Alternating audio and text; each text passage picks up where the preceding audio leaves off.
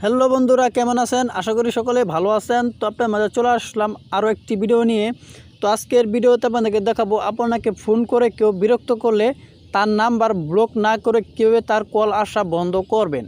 তো আমাদেরকে কিন্তু অনেকে অপরিচিত নাম্বার থেকে কল দিয়ে বিরক্ত করে। তো আজকে আপনাদেরকে দেখে দেবো সে কল দিয়ে বিরক্ত করলে তার নাম্বার ব্লক না করে কীভাবে তার কল আসা বন্ধ করবেন। তো কীভাবে এই কাজটি করবেন তার পুরো প্রসেসটা এখন আপনাকে দেখিয়ে দেব। তো ভিডিওটা স্কিপ করবেন না, স্কিপ না করে সম্পূর্ণ প্রসেস দেখতে থাকুন, তাহলে বুঝতে পারবেন। তো কথার বাড়াবো না, এখন চলে যাবো ভিডিওর মূল পর্বে। চলুন ভিডিওটা শুরু করা যাক।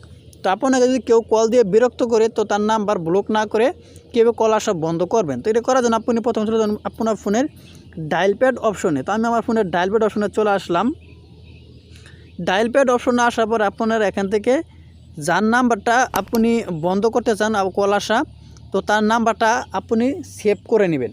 যে আপনার মোবাইলে সেভ করা না থাকে তাহলে কিন্তু আপনি করতে পারবেন না।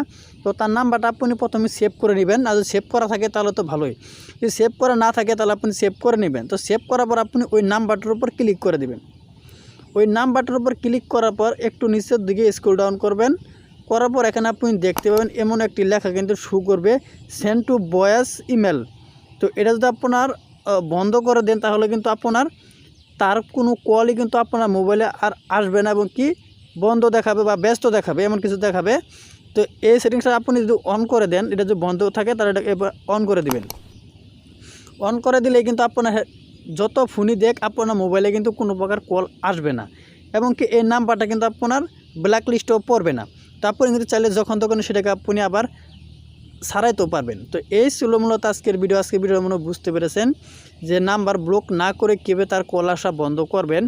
তো যদি ভিডিওটা দেখে উপকার আসে অবশ্যই একটি লাইক করবেন, আর প্লিজ চ্যানেলটি সাবস্ক্রাইব করে আমাদের সাথেই থাকবেন।